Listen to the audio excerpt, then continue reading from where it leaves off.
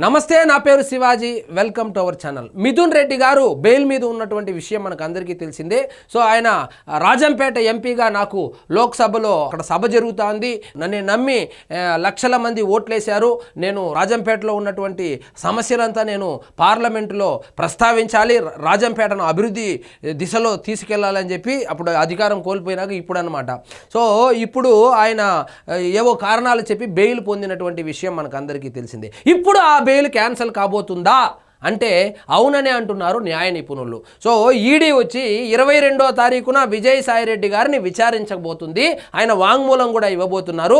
విజయసాయిరెడ్డి గారిని ఆల్రెడీ విచారించారు. ఆయన ఏం చెప్పాడంటే, సో నేను పూర్తిగా సహకరిస్తాను, నాకు మొత్తం తెలుసు, ఈ కుంభకోణం ఎలా జరిగిందో తెలుసు కాబట్టి నేను ఖచ్చితంగా నాకు తెలిసిన విషయాలన్నీ చెబుతానని ఆల్రెడీ చెప్పడం జరిగింది. సో ఇప్పుడు ఈ 22వ తారీఖున విజయసాయిరెడ్డి గారు ఇవ్వబోయేటువంటి వాంగ్మూలం ఏదైతే ఉందో దాన్ని బేస్ చేసుకొని సో ఆయన ఏమైనా మిథున్ రెడ్డి పేరు కానీ లేకపోతే అంతిమ లబ్ధిదారుడు ఎవరు ఉన్నారో వాళ్ళ పేరు కానీ చెబితే కనుక మిథున్ రెడ్డికి బెయిల్ క్యాన్సిల్ అయ్యేటువంటి అవకాశాలు పుష్కలంగా కనబడుతున్నాయి.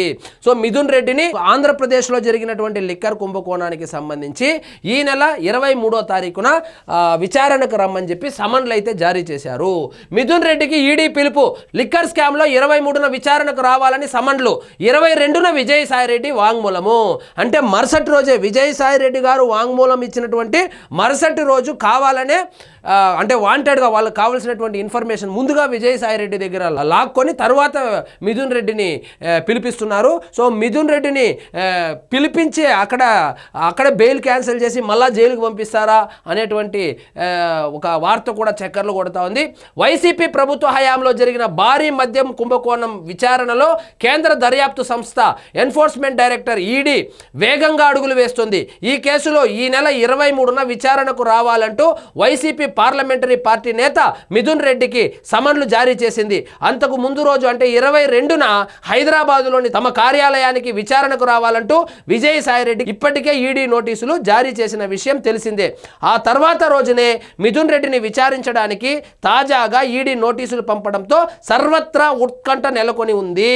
దేశంలోని లిక్కర్ స్కాముల్లో పెద్దదైన ఈ మద్యం కుంభకోణంలో 3,500 కోట్ల ముడుపుల రూపంలో చేతులు మారినట్లు నిర్ధారణకు వచ్చారు.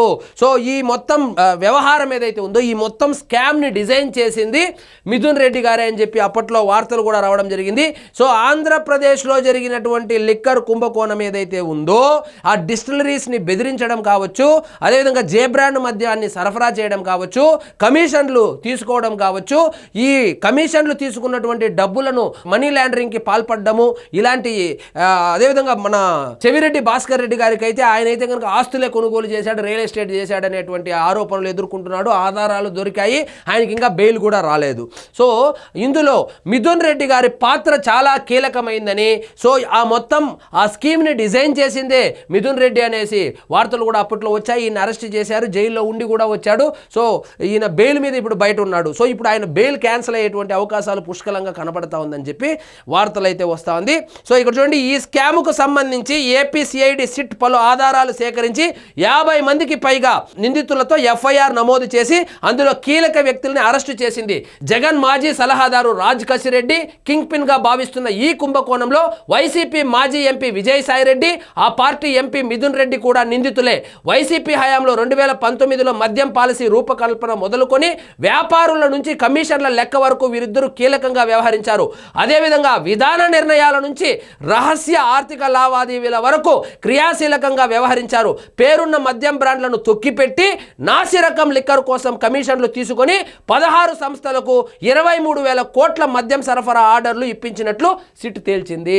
అంటే బ్రాండెడ్ మద్యం ఏదైతే ఉందో వాళ్ళను బెదిరించి భయభ్రాంతులకు గురి చేసి వాళ్ళను తరిమేసి ఒకవేళ ఉన్నా కూడా వాళ్ళకు ఆర్డర్లు ఇవ్వకుండా వీళ్ళే కొత్త సూట్ కేస్ కంపెనీలు పెట్టుకొని వీళ్ళ మనుషుల ద్వారా పెట్టించి ఆ కంపెనీలకు 23,000 కోట్ల రూపాయలు మద్యం సరఫరా ఆర్డర్లు ఇవ్వడం జరిగింది. ఆర్డర్లే ఉత్తి పుణ్యానికి లేదు, దాని ద్వారా వచ్చినటువంటి కమిషన్లే ఈ 3,500 కోట్లు. ఆ వాస్తవంగా షర్మిలా మేడం గారు ఏం చెప్తున్నారంటే 3,500 కోట్లు కాదు, అది 1,00,000 కోట్ల కుంభకోణం అని చెప్పి ఆమె అయితే చెప్పడం జరుగుతుంది. ఈ కేసులో గతంలో విజయసాయిరెడ్డి ఇచ్చిన కీలక సమాచారం ఆధారంగా కేసులో సంచలన విషయాలు వెలికి తీసిన సిట్ గత ఏడాది జూలైలో మిథున్ రెడ్డిని అరెస్టు చేసింది. రాజమహేంద్రవరం జైల్లో 71 రోజుల రిమాండ్ తర్వాత సెప్టెంబర్లో బెయిల్పై మిథున్ రెడ్డి బయటకు వచ్చారు. మద్యం కుంభకోణంలో దాదాపు అన్ని విషయాలు తెలిసిన విజయసాయిరెడ్డి మిథున్ రెడ్డిని ప్రశ్నించబోతున్న ఈడీ అధికారులు అంతిమ లబ్ధిదారులకు ఎంత చేరింది, అంతిమ లబ్ధిదారుడు ఎవరు అని మీరు భావిస్తున్నారు కామెంట్ రూపంలో తెలియజేయండి. ఆ సొమ్ము ఎక్కడికి వెళ్ళింది? సిద్ధం సభలు పెట్టారు. రాయలసీమ, నెల్లూరు మరియు ప్రకాశం జిల్లాల్లో ఓట్లు కొనుగోలు చేసి మళ్ళీ అధికారంలోకి రావాలని ప్రయత్నం చేశారు. అదేవిధంగా ఈ కేసులో ఉన్నటువంటి 50 మంది, ఎఫ్ఐఆర్లో ఉన్నటువంటి 50 మంది చేతికి దొరికిన కాడికి దోచేసుకొని మనీ లాండరింగ్లు చేసుకొని రియల్ ఎస్టేట్లు చేసుకొని సినిమాలు తీసుకొని ఆస్తులు పెంచుకొని అసలు దీంట్లో కనపడిన వాడు కనపడినంత దోచుకున్నారు. సో యాడికి పోయిందంటే అట్లా పోయింది. సో మనము బంగారు బిస్కెట్ల గురించి విన్నాము. బంగారు బ్రిక్స్ అనేది అసలు జగన్మోహన్ రెడ్డి గారి హయాంలో ఏమి డెవలప్మెంట్ జరిగిందంటే బంగారు బిస్కెట్లు కాస్త బంగారు బ్రిక్స్ అయ్యింది. సో బంగారు బ్రిక్స్ రూపంలో ఆ కమిషన్ల రూపంలో వచ్చినటువంటి డబ్బులను హవాలా వ్యక్తులకు ఇచ్చి హవాలా వ్యక్తుల దగ్గర నుంచి ఆ బంగారు బ్రిక్స్ తీసుకొని దాచుకున్నారు.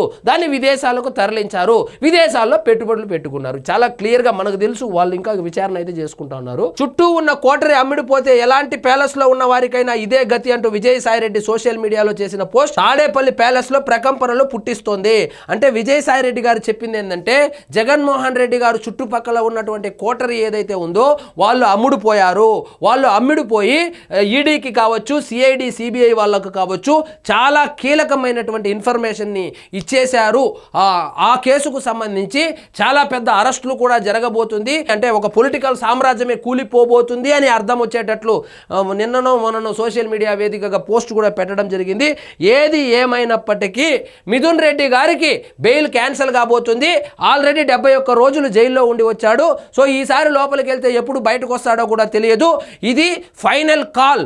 దీని ద్వారానే అంతిమ లబ్ధిదారుడికి ఎంత చేరింది, అంతిమ లబ్ధిదారుడు ఆ డబ్బులను ఏం చేశాడు, అసలు ఎవరు ఈ అంతిమ లబ్ధిదారుడు అనేటువంటి విషయాన్ని ఛేదించబోతున్నారు అనేటువంటి వార్తలు కూడా వస్తుంది. మరి చూద్దాం ఆ అంతిమ లబ్ధిదారుడు ఎప్పుడు దొరుకుతాడు, అసలు ఎంత నొక్కేశాడు. వీళ్ళే 1000 కోట్లు నొక్కేసింటే అంతిమదారుడు షర్మిలా మేడం గారు చెప్పింది కరెక్టే ఉంటుంది, 1,00,000 కోట్లు కొట్టేసింటాడు. సో ఇదండి ఈరోజు మన టాపిక్. మీకు ఈ వీడియో నచ్చినట్లయితే లైక్ చేయండి, షేర్ చేయండి, ఛానల్ మాత్రం సబ్స్క్రైబ్ చేసుకోవడం మర్చిపోవద్దు.